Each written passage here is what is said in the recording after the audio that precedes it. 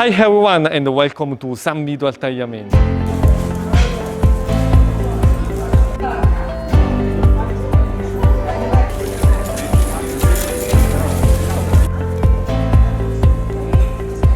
San Vito al Tagliamento is an elegant medieval village where you will admire three entrance towers and a castle with beautiful frescoes.